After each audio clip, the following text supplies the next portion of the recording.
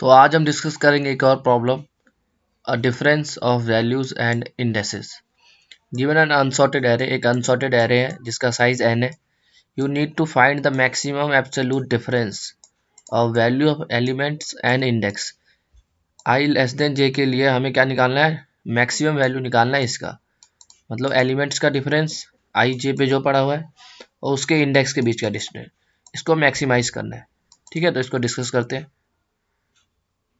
ठीक है, जैसे n इक्वल टू 3 के लिए एग्जाम्पल दे रखा है, 1, 3 और -1 है। तो अगर इसका इंडेक्स मार्क्स करें, 0 इंडेक्स है, 1 इंडेक्स है, 2 इंडेक्स है, तो i क्या होना चाहिए? j से छोटा होना चाहिए, i less than equal to j होना चाहिए। तो इनिशियली लेट सपोज i यहाँ पे आया, तो i अगर 0 पोजीशन पे है तो हम देखो j को क्या कर सेलेक्ट कर सकते हैं, j या तो 1 होगा या फिर j 2 होगा। ठीक है, अगर j 1 होता है यानी इस इंडेक्स पे हुआ j, तो इनका डिफरेंस क्या आ जाएगा? एब्सोल्यूट डिफरेंस निकालना है। तो डिफरेंस अगर वैल्यू की बात करें तो 3 - 1 2 आ जाएगा, 2 प्लस इंडेक्स का डिफरेंस क्या आ जाएगा? 0 - 1 1, तो ये आ गया 3। ठीक है, अब जे अगर 2 है यानी जे इस पोजीशन पे है, तो वैल्यू का डिफरेंस क्या आ जाएगा? 1 माइनस माइनस 1, तो यानी प्लस हो जाएगा, यानी 2, और इंडेक्स का आ जाएगा 2। तो यहाँ से हमारे पास बनता है 4। सिमिलरली आई की वैल्यू जब 1 होगा तो उसके लिए जे क्या क्या ले सकते हैं? या तो जे 1 पे ही रख सकते हैं। अब देखो 1 पे रखने का कोई फायदा नहीं है, क्योंकि देखो आई भी वही है और जे भी वही है, और अगर हम सबट्रैक्ट करें तो ये क्या हो जाएगा? इक्वेशन जो हमारे array of i minus array of j, ये भी 0 हो जाएगा और ये भी 0 हो जाएगा। तो इसलिए मैं वो इस केस में भी कंसीडर नहीं किया कि 0 आई 0 पे है, जे भी 0 पे हो सकता है, क्योंकि इक्वल वाला दे रखा है। पर अगर इक्वेशन देखोगे ये वाला, तो बेनिफिट नहीं है उसका, तो इसलिए जे को डायरेक्ट हम यहाँ से 2 से स्टार्ट करें, तो ये जे 2 आ गया। तो अब डिफरेंस देखो क्या आ जाएगा? 1 माइनस माइनस 1, ये तो हो गया हमारे पास एरे का डिफरेंस, यानी ये 2 आ जाएगा। सॉरी 1 इंडेक्स पे है ना, 1 पे तो 3 है ना, 3 माइनस माइनस 1 यानी 4 प्लस इंडेक्स का डिफरेंस 2 - 1 5। तो इनमें से जो मैक्सिमम आ रहा है, देखो क्या है मैक्सिमम 5, तो वो हमारा आंसर होगा। ठीक है, तो इसमें नॉर्मल ब्रूट फोर्स क्या आएगा? यही जो हम अभी कर रहे हैं। हम क्या कर रहे हैं भैया, 2 फोर लूप लगाएंगे, एक आई यहाँ से, और जहाँ पे आई है उससे जस्ट नेक्स्ट यहाँ से जे सेलेक्ट करते जाएंगे।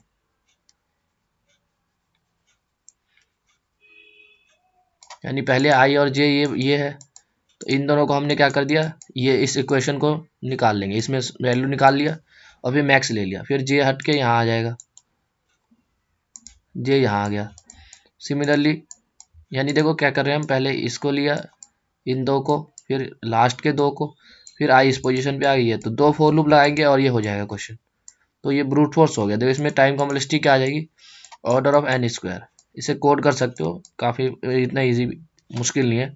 ठीक है, ऑर्डर ऑफ एन स्क्वायर। अब देखते हैं कि एन की कंस्टेंट क्या दे रखा है। तो एन जो है हमारा 10 की पावर 5 का है, तो 10 की पावर 5 अगर इसमें पुट करेंगे तो क्या आएगा? 10 की पावर 5 का स्क्वायर यानी 10 की पावर 10, जो कि क्या है? ग्रेटर देन है 10 की पावर 8 से, यानी ये सॉल्यूशन जो है टीएलई दे देगा, क्योंकि हमें 10 की पावर 8 ऑपरेशन करने होते हैं 1 सेकंड में, और हमारा कोड कर कितना रहा है? 10 की पावर 10, तो ये नहीं कर सकते। अच्छा 10 की पावर 5 होता है, तो मैंने टाइम कॉम्प्लेक्सिटी वाले में बताया था कि क्या इसकी टाइम कॉम्प्लेक्सिटी हो सकती है पॉसिबल। ठीक है, तो ये देखो यहाँ पे n रूट n में कर सकते हैं, और इसके ऊपर जो भी टाइम कॉम्प्लेक्सिटी यानी n log n and in सारे में कर सकते हैं। यानी इस क्वेश्चन को हमें सॉल्व करना होगा या तो n रूट n में, या फिर n log n, या फिर order of order of 1 log n। तो ये जो भी टाइम कॉम्प्लेक्सिटी दे रखा है 10 की पावर 5 से ऊपर वाले जो भी है, ये सारे इनमें कर सकते हैं हम इसे। ठीक है, तो ये टीएलई नहीं देगा उस केस में। तो आप सोचते हैं कैसे उसको ऑप्टिमाइज कर सकते हैं।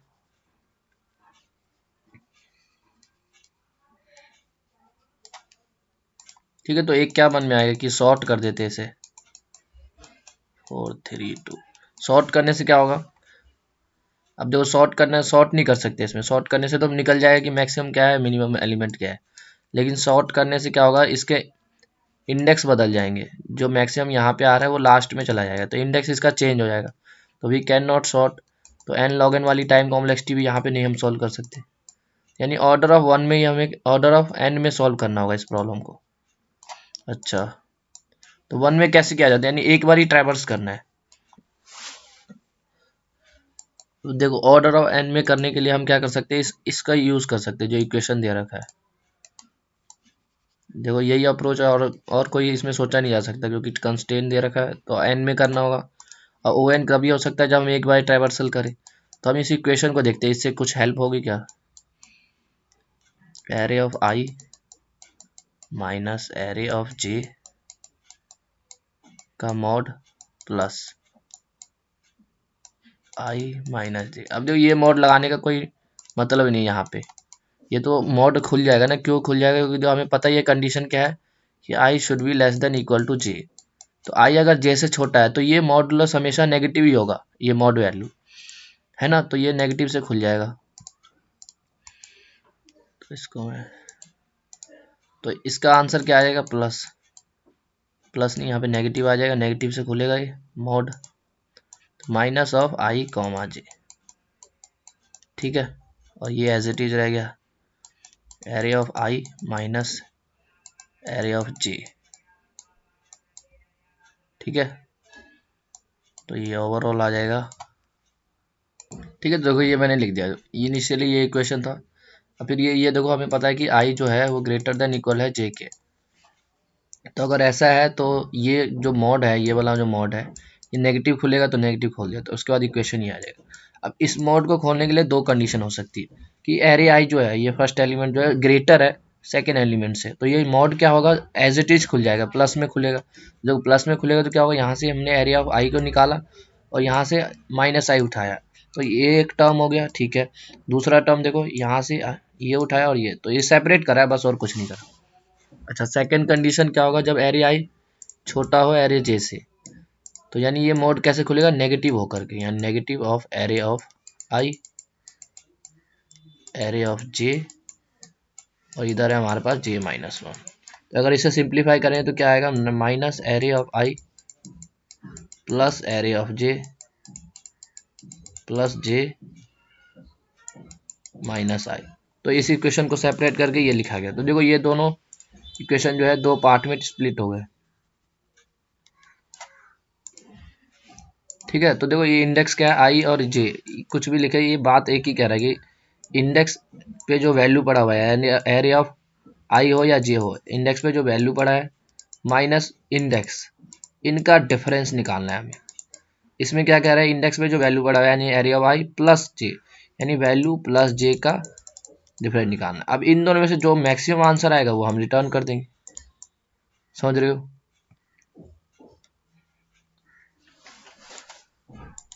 देखो इसमें कह रहा हूँ, ये क्या है, एक्स माइनस वाई मान के चलो, हमें इन्हें क्या करना है, मैक्सिमाइज करना है। ये इक्वेशन ऐसे टूट गया नहीं है, मैक्सिमाइज करना है। तो क्या तरीका है, देखो एक्स को मैं मैक्स कर दूं जितना मैक्स हो सके, और वाई को मैं मिन कर दूं, तो इनका डिफरेंस हमेशा बढ़ जाएगा। समझ रहे हो, पॉजिटिव टर्म को हम क्या करेंगे, इंक्रीज कर दिया, और नेगेटिव टर्म को हमने डिक्रीज कर दिया, तो डिफरेंस बढ़ जाएगा। तो बस वही करना है हमें। देखो एक एग्जांपल लेकर के ड्राई रन करते हैं, सब समझ आएगा। 7 8 4 3 9, ये हमारे पास एरे है। तो एक हम निकालेंगे इसमें array of i minus i, array of i minus i. ठीक है, तो हमें दो चीज कैलकुलेट करना है इसमें, एक तो एरे ऑफ आई माइनस आई। देखो जे और आई एक ही बात है, इंडेक्स की बात है बस। तो यहाँ पे भी अगर मान के चलो आई है, तो हमें निकालना है अल्टीमेटली क्या है इस इक्वेशन के लिए, एरे ऑफ आई, आई पे जो वैल्यू पड़ा है और उसके इंडेक्स, उनके बीच का डिफरेंस।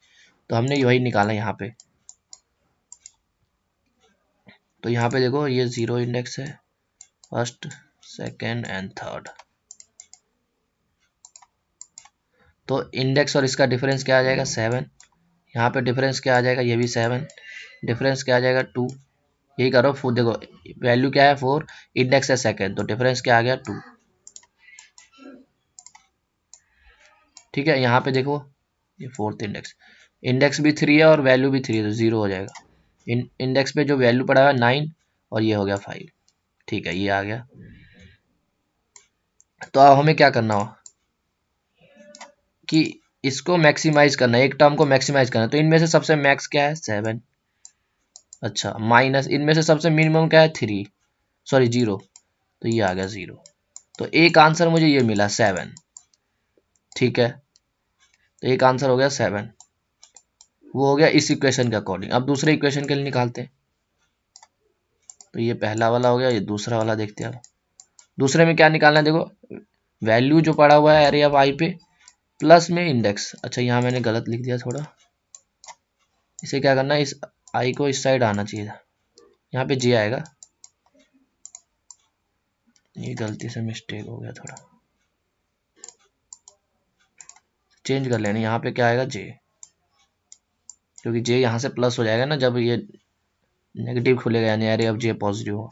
ठीक है, तो यहाँ पे हमें क्या करना है, एरिया ऑफ जे प्लस जे, यानी इंडेक्स पे जो वैल्यू पड़ा है प्लस इंडेक्स की एडिंग करनी। तो इन दोनों का सम क्या आएगा, देखो 7 + 0 7 आ गया, 1 + 8 9 हो गया, 4 + 2 6 हो जाएगा, 3 + 3 6 हो जाएगा, 4 + 9 13।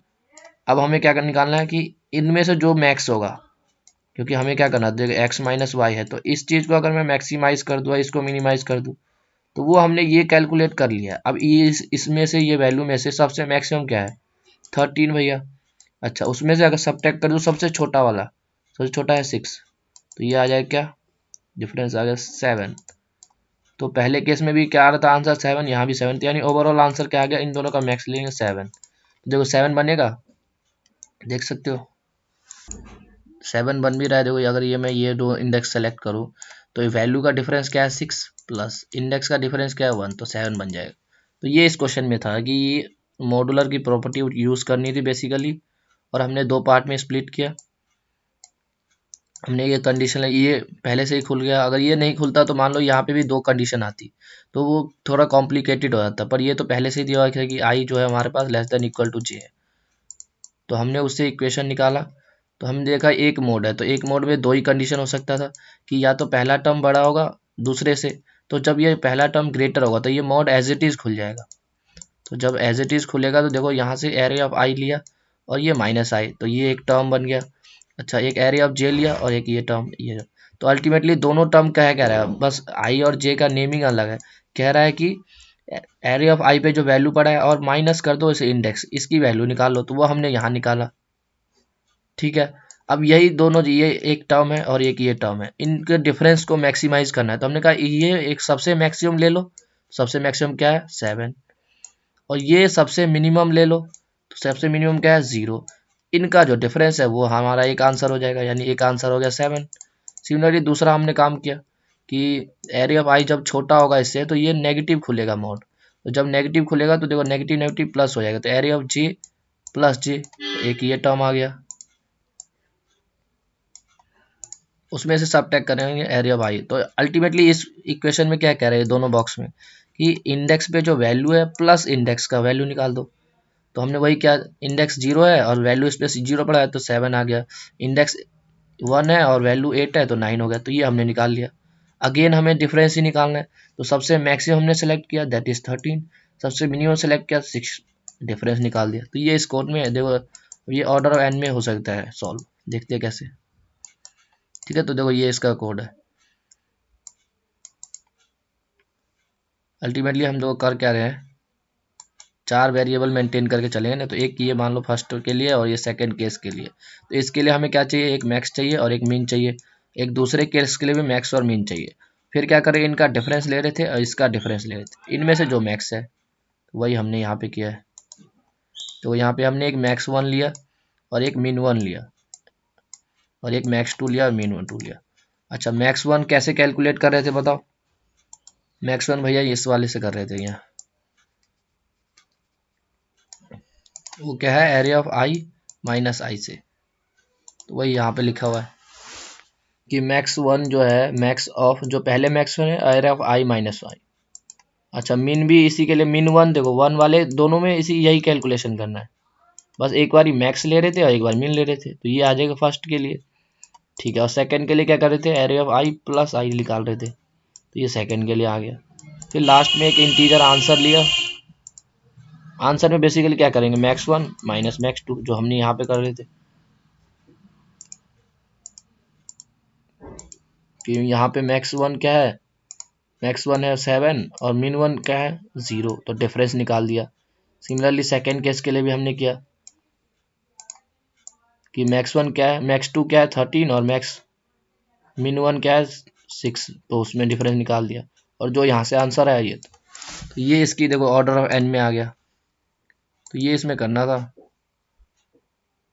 बेसिकली। देखो ब्रूट फोर्स से चलना, कंस्ट्रेन इसलिए दिया होता है, कंस्ट्रेन से हम के बेसिस पे ही सॉल्व करना होता है। हमने देखा 10 की पावर 5 है, तो हमने सोचा कि एन स्क्वायर में तो नहीं हो सकता, फिर एन लॉग एन में हो सकता है क्या। एन लॉग एन के लिए अगर सॉर्टिंग एल्गोरिदम यूज़ करते हैं तो उससे इंडेक्स बदल जाएगा, और इस क्वेश्चन में इंडेक्स बदलने से आंसर में इफेक्ट होगा। फिर लास्ट केस में हमने सोचा कि ऑर्डर ऑफ एन में करें, तो वो कैसे किया। अब एक ही तरीका था इस इक्वेशन को खोलने का, तो ये चल गया। इसको सबमिट करते हैं।